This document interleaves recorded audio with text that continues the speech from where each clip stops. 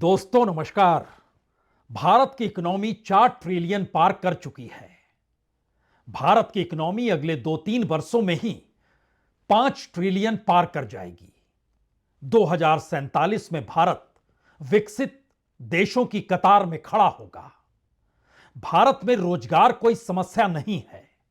भारत के गरीबों को जितनी बड़ी तादाद में गरीबी से निकाल लिया गया वो अपने आप में एक अनूठा कार्य है। भारत के भीतर प्रोडक्शन, भारत के भीतर मैन्युफैक्चरिंग सेक्टर, भारत के भीतर कमोवेश कोर सेक्टर का हर हिस्सा और इस दौर में हर क्वार्टर में बढ़ती हुई जीडीपी दुनिया के सामने एक उदाहरण है। खास तौर से तब जब इस वक्त दुनिया में अमेरिका के साथ टैरिफ लड़ाई लड़ी जा रही है और टैरिफ का दबाव भारत पर है। प्राइवेट इन्वेस्टमेंट सुस्त पड़ा है। फिर भी भारत की अर्थव्यवस्था जुलाई सितंबर तिमाही में 8.2% यानी 8.2% की दर से बढ़ी है। यह पिछले 6 तिमाही में सबसे ज्यादा है, यानी लास्ट 6 क्वार्टर में यह सबसे ज्यादा है। और पिछले साल की जो समान तिमाही थी उसकी जीडीपी 5.6% थी, वहीं अप्रैल जून में यह बढ़कर 7.8% हो गई। और यह पूरा डाटा नेशनल स्टैटिस्टिकल ऑफिस ने जारी किया है, जिसने बताया है कि ग्रामीण डिमांड हो यानी रूरल इंडिया की डिमांड हो, गवर्नमेंट की जो स्पेंडिंग करने की ताकत है और जो मैन्युफैक्चरिंग की रफ्तार है, उसने भारत की इकोनॉमी को जबरदस्त तरीके से आगे बढ़ा दिया है। इतना ही नहीं, जीएसटी रेट जो कम हुआ है उसका असली असर तो अभी तक आया ही नहीं है। आने वाले वक्त में जो असली असर होगा वो शायद पूरी दुनिया को चौंका दे। जी, यह भारत सरकार की तरफ से जारी वो कमेंट है, वो डाटा है जिसको नेशनल स्टैटिस्टिकल ऑफिस ने जारी किया है। लेकिन संयोग से कल ही इंटरनेशनल मॉनेटरी फंड, अंतर्राष्ट्रीय मुद्रा कोष, उसकी एक रिपोर्ट, जो उसकी एक ईयरली रिपोर्ट होती है, उसमें उसने बताया कि भारत की जो नेशनल अकाउंट स्टैटिस्टिक्स है वो पूरा मामला फ्रॉड है। फ्रॉड का मतलब है वो पूरा गलत है और जो डाटा दिया जा रहा है उसका कोई बेस ही नहीं है। जो मेथोडोलॉजी अपनाई जा रही है वो पूरे तरीके से गलत है। सब सेक्टर के डाटा की भी जांच की जरूरत अब आन पड़ी है, उसकी जांच होनी चाहिए। इसीलिए भारत सरकार के जो नेशनल स्टैटिस्टिकल अकाउंट का जो पूरा डाटा है उसको ग्रेड सी दिया जाता है। जी, नीचे से दूसरी पायदान 4 ग्रेड होते हैं, ए बी सी डी। और आईएमएफ का कहना है कि भारत के भीतर जो डाटा निकल कर आ रहा है उसमें खास तौर पर राष्ट्रीय अकाउंट स्टैटिस्टिक्स जो जारी कर रहा है, जिसने आज भी भारत की जीडीपी को जारी किया, भारत की इस क्वार्टर की जीडीपी की जानकारी दी और बताया कि भारत की इकोनॉमी कैसे बढ़ रही है। और संयोग से एक दिन पहले आईएमएफ खुले तौर पर यह कह रहा है कि जो जीडीपी के भीतर अकाउंट के आंकड़ों की जो गुणवत्ता होती है, जो कार्य प्रणाली होती है, वो इतनी गलत है कि हमें इसे रेटिंग सी देनी पड़ रही है, क्योंकि उपलब्ध डाटा में जो कमियां हैं वह जो हम जांच करते हैं तो उस जांच को सामने नहीं ला पा रहे हैं। आखिर जांच करें तो कैसे करें? और जो राष्ट्रीय खपत होती है, जो एक्सपेंडिचर है, और जो महंगाई है, जो मुद्रास्फीति है, इन दोनों को जब मैच करते हैं तो दोनों मिसमैच हो जाता है। इतना ही नहीं, जो इनफॉर्मल सेक्टर है यानी जो अनौपचारिक क्षेत्र है और उसके बाद जो लोगों के खर्च करने की क्षमता है, इसको भी मैच करते हैं तो यह भी मैच कर नहीं पाता है। यानी अनौपचारिक क्षेत्र, इनफॉर्मल सेक्टर के डाटा या आंकड़े साफ नहीं है और लोग कैसे खर्च करते हैं वो उससे जुड़ता नहीं है जितना दिखलाया गया। इन तमाम बातों का जिक्र आज आईएमएफ की रिपोर्ट तले क्या भारत सरकार लगातार इस दौर में दुनिया को दिखाने के लिए जिस डेवलपमेंट का डाटा लगातार दिखा रही है उसके पीछे कोई आधार नहीं है, सिवाय इसके कि भारत दुनिया में सबसे ज्यादा तेजी के साथ जीडीपी आगे बढ़ रही है, विकास दर भारत की आगे ये बतलाना चाहता है। लेकिन भारत के भीतर के लोगों की जो परेशानी है वो आंकड़ों तले छुप जाती है क्या? यह सवाल आज इसलिए महत्वपूर्ण है क्योंकि आज ही जब नए आंकड़े उस डेवलपमेंट को लेकर आए तो किसी मीडिया की तरफ से या किसी भी इंस्टीट्यूशन की तरफ से या अपोजिशन की तरफ से भी यह सवाल नहीं किया गया कि आपके पूरे के पूरे डाटा को ही फर्जी बताया जा रहा है। लेकिन उससे भी ज्यादा महत्वपूर्ण बात यह है कि आईएमएफ का कहना है, हमने इस साल नहीं, हमने पिछले साल भी अपनी रिपोर्ट दी थी और उसमें इस बात का जिक्र किया था कि आप जिन डाटा को खड़ा कर रहे हैं उसका कोई बेस बन नहीं पा रहा है क्योंकि आप बेस ईयर भी चेंज करते हैं। एक वक्त 2011-12 हो जाता है, फिर वो 2022-23 हो जाता है। यानी जो प्रोडक्शन प्राइस इंडेक्स होता है, जो प्रोड्यूस किया जाता है, उसकी कमी आती है और डेटा का जो डिफ्लेटर्स होता है उसमें जो होलसेल इंडेक्स होता है उसका जो उपयोग किया जाता है, वह भी जब हम सटीक गणना करना चाहते हैं तो हमें पता चलता है कि डिफ्लॉर्स में भी कोई ना कोई समस्या आ गई। तो क्या जीडीपी के जरिए जो बातें दिखाई जा रही हैं वो सब कुछ फ्रॉड है? और पिछले बरस जब रिपोर्ट दी गई थी तो उसके बाद भी इसमें सुधार नहीं किया गया और अब लगातार उस जीडीपी के आसरे भारत आगे बढ़ रहा है। क्योंकि दुनिया भर के भीतर एक सवाल भारत की इकोनॉमी और एक तरफ भारत के गरीब कल्याण योजना और भारत के भीतर जो वेलफेयर स्कीम्स है उस पे होने वाले खर्चे को लेकर लगातार एक अंतर्विरोध दिखलाती है। यानी कोई सहमति हो नहीं पाती है कि भारत के भीतर आप 5 किलो अनाज भी देते हैं और जितनी बड़ी तादाद में आपने इस देश के लगभग 50-55 करोड़ लोगों को लाभार्थी बना दिया है और आप खुद ही कहते हैं कि 55 करोड़ खातों में हमने 34 करोड़ रुपए डाले जो कि मुद्रा योजना के तहत थे। तो बेस कहां पर है, इतना पैसा कहां पर है और इसके जरिए जो आप डाटा दिखला रहे हैं वह लोगों की जिंदगी और उससे जुड़ने वाले खर्च में कहीं मैच करता ही नहीं है। इसीलिए हम उसको सी ग्रेड देखते हैं। हम एक एक चीजों को बताएं उससे पहले हमको लगता है कि रिपोर्ट की वह छवि जिसमें साफ तौर पर यह पहली बार है कि किसी देश के नेशनल अकाउंट स्टैटिस्टिक्स को ही गलत करार दिया गया है और उस लिहाज से अगर एक राउंड में समझ लें तो राय बहुत साफ है कि भारत की इकोनॉमी जो दिखाई जाती है 4 ट्रिलियन, प्रोफेसर अरुण कुमार तो यह कहने से नहीं घबराते हैं कि दरअसल हमारी इकोनॉमी 2.5 ट्रिलियन से ज्यादा होगी ही नहीं, क्योंकि जब आप सी ग्रेड में भारत को रखते हैं यहां के डाटा को, तो यह संभव ही नहीं है कि आप 4 ट्रिलियन इकोनॉमी पार कर जाएं। इसके लिए तो आपको एक ग्रेड में रहना पड़ेगा और भारत का कोई भी हिस्सा, वो इनफॉर्मल सेक्टर हो, अनइनफॉर्मल सेक्टर हो, भारत के भीतर मैन्युफैक्चरिंग सेक्टर हो, माइनिंग्स हो, एग्रीकल्चर हो, इंडस्ट्री हो, बैंकों की स्थिति, तमाम स्थितियों को लेकर जो ग्रेड आईएमएफ ने तय किया वो बी ग्रेड तय किया है और ओवरऑल डाटा को लेकर सी ग्रेड में आ गया है। तो भारत की पूरी इकोनॉमी जो बतलाई जा रही है, क्या वो सब गलत है? एक क्षण के लिए पहले रिपोर्ट का वो हिस्सा तो देख लीजिए।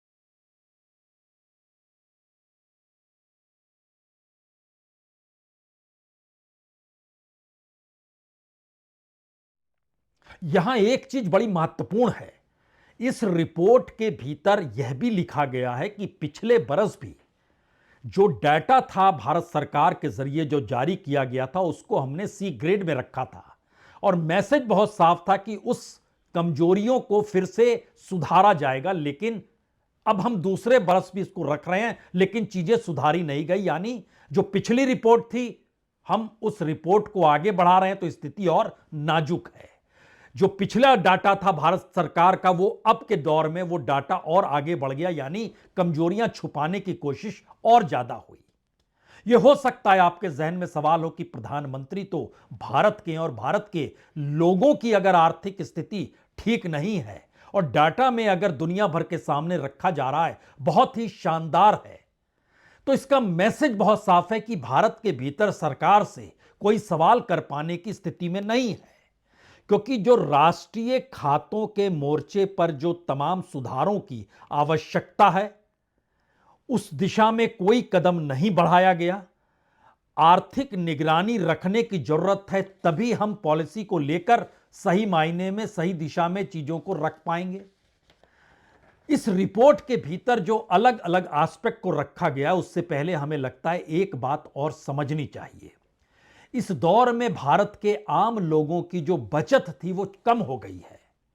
खास तौर से अगर पिछले 8-10 सालों में देखें तो 100 रुपए में से मैक्सिमम 5 रुपया ही बचा पा रहे हैं, जबकि इससे पहले जो बचाने की प्रक्रिया थी वो कम से कम 8 रुपए, ज्यादा से ज्यादा 12 रुपए तक बचाते थे। वो घटकर आधे में आ गई। इस देश के भीतर क्रेडिट कार्ड लेकर लोग जिंदा जी रहे हैं और 3 लाख करोड़ से ज्यादा का बकाया हो गया है सिर्फ क्रेडिट कार्ड का। और उसमें भी महत्वपूर्ण बात है कि उसका लगभग 1/3 यानी 33% जिसने क्रेडिट कार्ड लिया है वह बिल चुकाने में असमर्थ है, बैंकों को पैसा नहीं लौटा पा रहा है। इतना ही नहीं, देश में अगर औसतन सैलरी जो ऑर्गेनाइज सेक्टर है, जो प्रोफेशनल सेक्टर है, जो अपने तरीके से दुकानों को चला रहा है, यानी वो अनऑर्गेनाइज सेक्टर नहीं जो दिहाड़ी मजदूरी करता है, अगर इस हिस्से को भी निकालिएगा जहां सोशल सिक्योरिटी मिल जाती है तो एवरेज सैलरी 22,000 है, लेकिन क्रेडिट कार्ड पर जो बैलेंस है वो औसत 33,000 है। पर्सनल लोन जिन्होंने लिया 44% लोग डिफॉल्ट हैं। जो तनाव और खुदकुशी के कारण इस देश में बताए जा रहे हैं उसके पीछे यह आर्थिक परिस्थितियां हैं। लेकिन भारत सरकार का डाटा जिस तूफान पर चलता है उसमें हमें लगता है कि अब आईएमएफ ने जीडीपी को लेकर, जीवीए को लेकर, एम्प्लॉयमेंट को लेकर, भारत की 4 ट्रिलियन इकोनॉमी को लेकर जो सी ग्रेड की परिस्थिति में रखा है उसमें खुले तौर पर एक मैसेज है कि 2015 में जीडीपी कैलकुलेशन मेथड ही चेंज कर दिया गया। जो बेस ईयर था वो 2011-12 से बदलकर 2022-23 उसके बाद किया गया, जिससे जीडीपी के आंकड़े बढ़ गए। और वर्तमान की जो जीडीपी है और जो मुद्रास्फीति इन्फ्लेशन के जो आंकड़े हैं वह इकोनॉमी की एक झूठी तस्वीर पेश कर रहे हैं, क्योंकि आईएमएफ ने जिन 5 सवालों को उठाया है उसमें वीक लेबर डाटा है, उसमें आउटडेटेड सर्वे है, उसमें ऑप्कासिटी मेथड है, उसमें इनफॉर्मल सेक्टर अंडर कवरेज है, उसमें 14 ईयर का जो डिले है पूरा का पूरा जो रिवीजन किया जाता है उसमें कोई बात निकलकर आ नहीं रही है। और इसमें एक उदाहरण बड़ा साफ है, खास तौर से इस डाटा के भीतर में आईएमएफ ने जो कोविड काल था उसको भी परखने की कोशिश की। बड़ा महत्वपूर्ण है ये, जो इकोनॉमिकली चीजें समझना चाहें तो 2019 में भारत की जीडीपी 2.83 ट्रिलियन थी, 2.83 ट्रिलियन।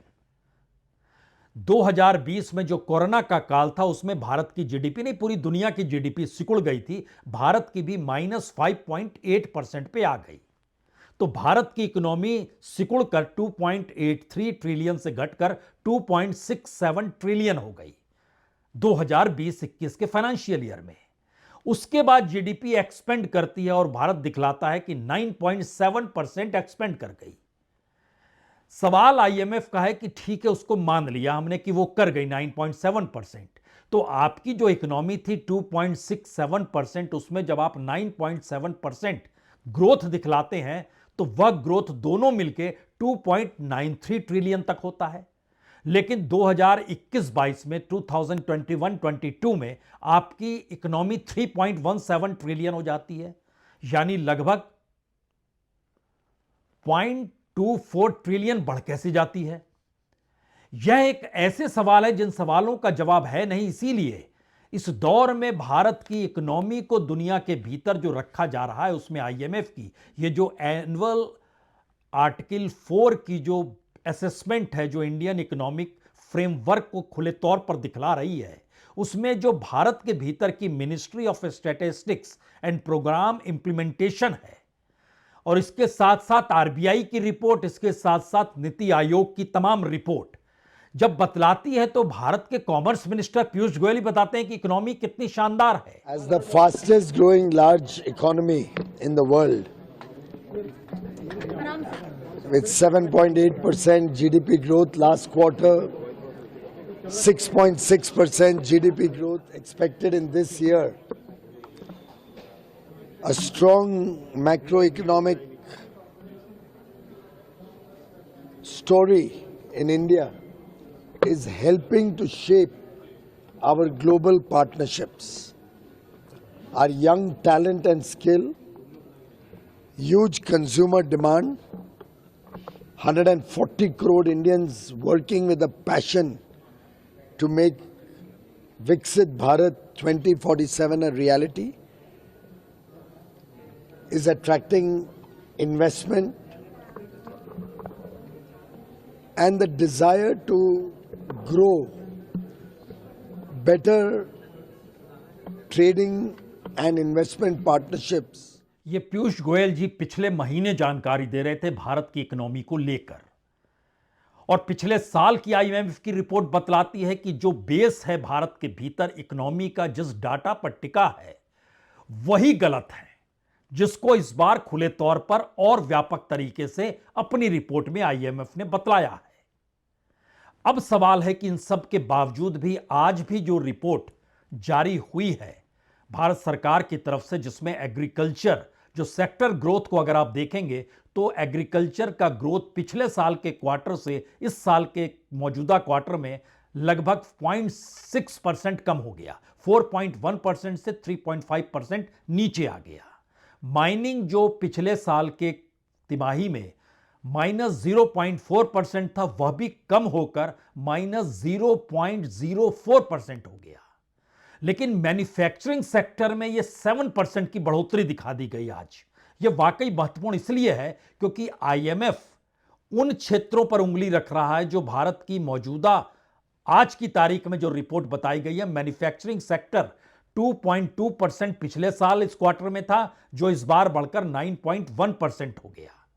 दूसरी तरफ जो खास तौर से ट्रेड होटल है वह 6.1% से 7.4% हो गया, और फिन और रियल एस्टेट 7.2% से बढ़कर 10.2% हो गया। मैन्युफैक्चरिंग सेक्टर को लेकर खास तौर से यह आवाज आईएमएफ अपने तौर पर कहता है कि देखिए जो डाटा है उसमें 3 क्षेत्रों को आप ले लीजिए। जो सरकार की जो फाइनेंशियल स्टैटिस्टिक्स है, जो एक्सटर्नल सेक्टर की स्टैटिस्टिक्स है, और जो मॉनेटरी और फाइनेंस स्टैटिस्टिक्स है, यहां पर भी लगता है कि बहुत गड़बड़ी है, कमजोरी है। और इन तीनों के दायरे में भारत का वो एम्प्लॉयमेंट आता है, वो लेबर क्लास आती है, वो अनऑर्गेनाइज सेक्टर आता है, वह पूरे तरीके से जो दिहाड़ी मजदूरी करते हैं वह भी आता है। अब 2 दिन पहले लेबर कोड जारी किया गया, और लेबर कोड जारी करने के बाद जब नीति आयोग ने उन चीजों को रखा, नीति आयोग के सदस्य हैं राजीव गौबा, उनसे पूछा गया तो उन्होंने बताया कि अब हर लेबर को सोशल सिक्योरिटी मिलेगी। आईएमएफ कह रहा है कि देश के गलत डाटा में जो सोशल सिक्योरिटी पे जो बजट होना चाहिए, जो खर्च होना चाहिए, वो हमको कहीं नजर नहीं आता है। जो सर्वे हैं वो 2015 से पहले के सर्वे हैं, या मैक्सिमम 2015 वाले सर्वे हैं।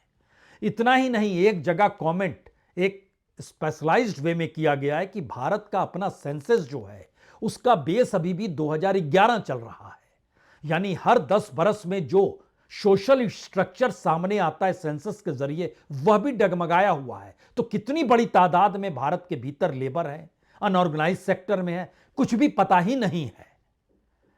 लेकिन फिर भी सुनिए नीति आयोग के सदस्य राजीव गौबा क्या कहते हैं। कहते हैं कि दरअसल अब हर किसी को सोशल सिक्योरिटी मिलेगी क्योंकि हम नया एक्ट लेकर आए हैं, नया रिफॉर्म लेकर आए हैं। Well, these codes will ensure, universalization of social security. As the nature of the economy changes and is continuously evolving, changing, you now have a large number of workers. The life insurance cover, the accident cover, disability cover, and health and maternity benefits. So it's a huge improvement from the current or the existing situation. यानी सरकार के हर institutions का जो basic काम है वो है कि अंतर्राष्ट्रीय मापदंड और देश के भीतर रहने वाले लोगों की जिंदगी के साथ जो इकोनॉमी जुड़ी हुई है उसका सही प्रस्तुतिकरण सर्वे के जरिए, डाटा के जरिए, सेंसस के जरिए और अपने कार्यों के जरिए वो रखे। लेकिन सरकार ने ऐसा कर दिया, इसलिए अब ये चकाचौंध है। तो इसके लिए बड़ा महत्वपूर्ण है आज जो सरकार ने कहा और जो कल रिपोर्ट आईएमएफ की सामने आई, दोनों को एक क्षण एक साथ मिलाइए। आज सरकार ने कहा कि हमारी पूरी अर्थव्यवस्था यानी जीडीपी जो है उसमें लगभग 60% की हिस्सेदारी आम लोगों की है। इसे प्राइवेट कंजम्पशन कहते हैं, यानी जो आपने नया फोन खरीदा, बच्चों की स्कूल फीस भरी, बाइक की ईएमआई दी, किराने का सामान लिया, ये सारा मिलकर प्राइवेट कंजम्पशन बनता है, ये सरकार कह रही है। और सरकार यह भी कह रही है कि जो जुलाई से सितंबर तक का क्वार्टर, इस खर्च की रफ्तार 6.4% से बढ़कर 7.9% हो गई है। पिछले साल कम था, कुछ कंजूसी लोग कर रहे थे, लेकिन इस बार खुलकर खर्च किया है, यानी जो जीएसटी का हिस्सा था उसकी वजह से सब कुछ ग्रोथ में है। इसीलिए मजबूत इकोनॉमिक परफॉर्मेंस है और उसकी वजह से मैन्युफैक्चरिंग सेक्टर की ग्रोथ है जो इस दूसरी तिमाही में 9.1% रही, जबकि पिछले साल इसी पीरियड में ये 2.2% था। आईएमएफ कहता है कि देखिए, मैन्युफैक्चरिंग सेक्टर और लोगों के जो खर्च करने के तरीके हैं और देश की जीडीपी और उसकी इकोनॉमी, ये मिसमैच कर रहा है।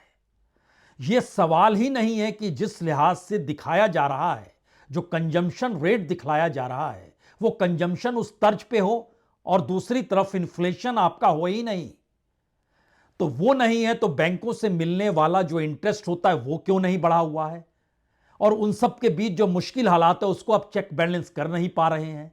तो ये जो डाटा का चक्कर है पूरा, ये डाटा आपने कहीं सिर्फ अपने लिए तो नहीं बनाया है, आईएमएफ ने ये लिखा नहीं है, लेकिन ये सवाल उठता है कि भाई प्रधानमंत्री देश के, सरकार देश की, देश के टैक्स पेयर के पैसे से सरकार चल रही है, वही सरकार जो डाटा दे रही है उसमें बता रही है 5 सितारा जीवन सबका हो गया। जिससे आप कर्ज ले रहे हैं, जो कर्ज आपने 200 लाख करोड़ रुपया कर्ज उठाया हुआ है दुनिया के बाजार से, और भारत सबसे ज्यादा कर्ज में इस समय डूबा हुआ है, वहां की एक रिपोर्ट आती है जो कहती है कि ये पूरे डाटा जो है आपने गलत बता रखे हैं, तो इसको जरा सुधार तो लीजिए। पिछले साल भी कहे थे, इस साल भी कह रहे हैं, सुधार तो लीजिए। अब सवाल है कि ये सारी चीजें अगर सुधरेगी, जो हर क्वार्टर में ग्रोथ रेट है वो कम हो जाएगी, भारत की इकोनॉमी जो 4 ट्रिलियन है वो नीचे आ जाएगी, जो विकसित भारत का सपना है वो और ऊपर खिसक जाएगा, 5 ट्रिलियन की इकोनॉमी डगमगाने लगेगी, जो कॉरपोरेट के हिस्सा है वो आपको बताना पड़ जाएगा, जिस सेंसस के तहत इस देश की गरीबी और मुफलिसी सामने आएगी वो डाटा आपको रखना होगा, सोशल सिक्योरिटी नहीं मिल रही है और सोशल सिक्योरिटी सबको दे भी रहे हैं और उसके बाद भी हमने हेल्थ इंश्योरेंस भी करा रखा है। तमाम कंट्राडिक्शंस को लेकर चलती हुई इस इकोनॉमी का आखिरी सच यही है, क्या वाकई दुनिया के सामने भारत की इकोनॉमी जब आईएमएफ की रिपोर्ट के आश्रय आ रही है, तो भारत में इस दौर में इन्वेस्ट करने आएगा कौन? भारत के भीतर इन्वेस्टमेंट से हटकर अगला सवाल उस शेयर बाजार की तरफ जाएगा जहां पर विदेशी निवेशक पैसा निकाल रहा है, लेकिन हमारा शेयर बाजार एक वक्त तूफान पर आ जाता है। इसलिए आ जाता है क्योंकि कल वो उफान पर इसलिए था क्योंकि कल आईएमएफ की रिपोर्ट आई थी। तो हमें अपनी इकोनॉमी का मतलब होता है जो इस देश के भीतर में पब्लिक सेक्टर में जहां जहां पैसा हो, वो पैसा बैंकों में होगा, एलआईसी में होगा, तमाम जगहों से पैसा रोटेट करके कैसे हम शेयर बाजार को भी मैनेज करें और इस देश की जो पैसे वाले लोग हैं उनके जो सेंटिमेंट्स हैं, उन सेंटिमेंट्स को हम अपने अनुकूल कर लें और बाकी तमाम दरवाजों को बंद कर दिया जाए जो दरवाजा सवाल पूछने वाला होगा।